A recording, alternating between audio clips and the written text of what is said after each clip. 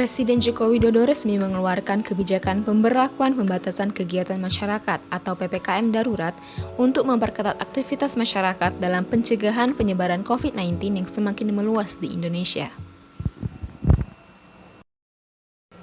Inilah 5 provinsi tertinggi dalam penyebaran COVID-19 di Indonesia. Di wilayah DKI Jakarta terdapat 96.041 pasien dirawat, 649.302 terkonfirmasi positif, 543.899 dinyatakan sembuh, dan 9.362 dinyatakan meninggal dunia. Di wilayah Jawa Barat terdapat 85.502 pasien dirawat, dan kasus terkonfirmasi terdapat 445.314 dan 353.620 dinyatakan sembuh dan 6.192 dinyatakan meninggal dunia.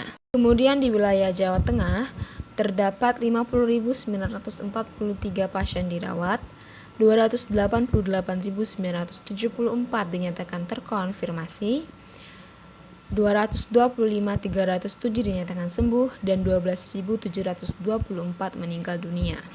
Sedangkan di wilayah Jawa Timur terdapat 16.560 pasien dirawat, kasus terkonfirmasi sebanyak 191.948,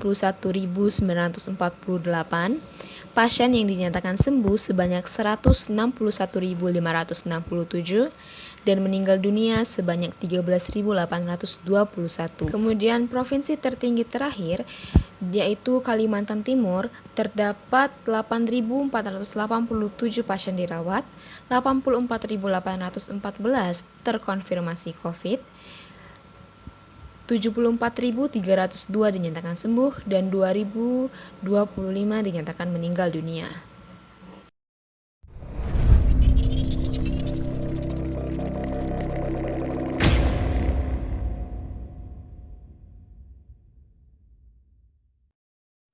Dengan angka kasus positif sebanyak 12.043, negatif 9.786, dan meninggal dalam keadaan positif sebanyak 242 orang. Dengan diberlakukannya PPKM darurat baik secara nasional atau secara khusus di Provinsi Bengkulu, tentu akan berpengaruh pada perekonomian masyarakat. Lantas, apa efeknya?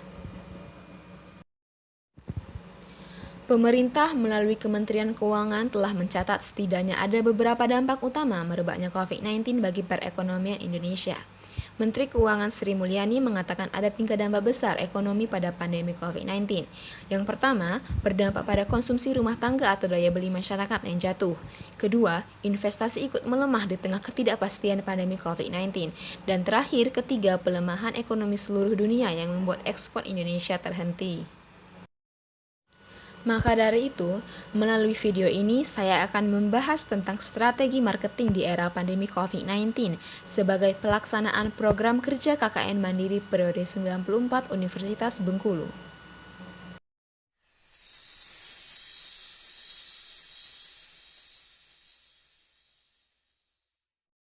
Dalam memanfaatkan teknologi sebagai metode pemasaran, yang pertama kita harus memanfaatkan media sosial sebanyak mungkin.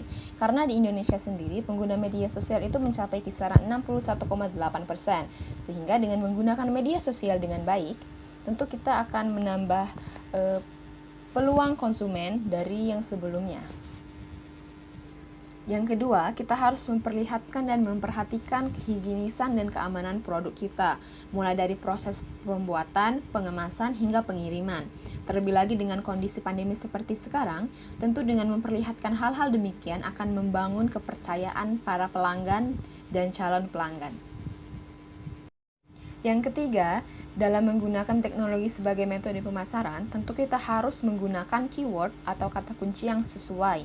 Hal ini bertujuan untuk mempermudah orang-orang untuk mengakses atau mencari produk kita. Dengan menggunakan media sosial sebagai sarana promosi UMKM, tentu tidak luput dari sisi positif dan negatif.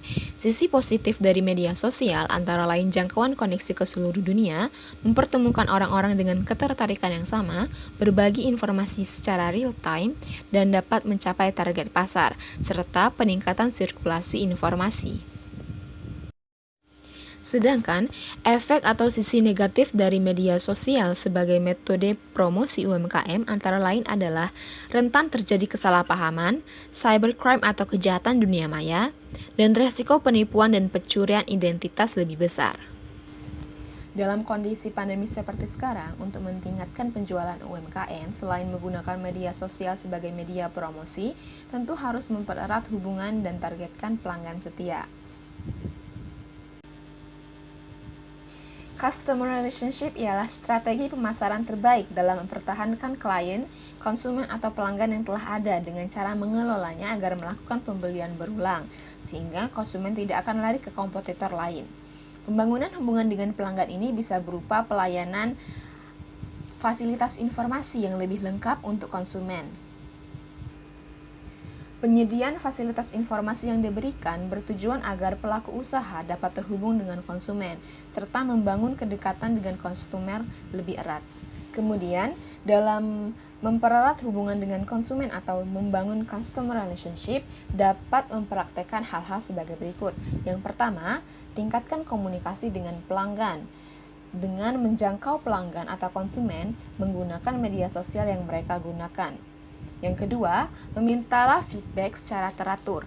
Dengan meminta feedback atau umpan balik, maka konsumen atau pelanggan merasa seperti diperhatikan. Selain untuk mempererat hubungan antar pelanggan, cara ini bisa Anda gunakan untuk meningkatkan produk atau layanan yang sudah ada sehingga dapat menghasilkan yang lebih baik. Kemudian, Anda sebagai pelaku usaha harus menerima dan mengatasi keluhan negatif konsumen atau pelanggan. Yang keempat, hadiahkan pelanggan setia. Hal ini tidak hanya mendorong mereka untuk melakukan pembelian tambahan, tetapi juga akan membuat mereka merasa dihargai sebagai pelanggan. Yang terakhir, tetap terhubung dengan pelanggan Anda. Dengan menggunakan atau mempraktikkan metode-metode yang seperti saya sebutkan tadi, maka Anda sebagai pelaku usaha tentu akan mendapatkan manfaat seperti peningkatan penjualan, peningkatan kepuasan pelanggan, serta mendapat peluang lebih banyak. Sekian video dari saya sebagai pelaksanaan program kerja KKN Mandiri periode 94 Universitas Bengkulu. Semoga bermanfaat.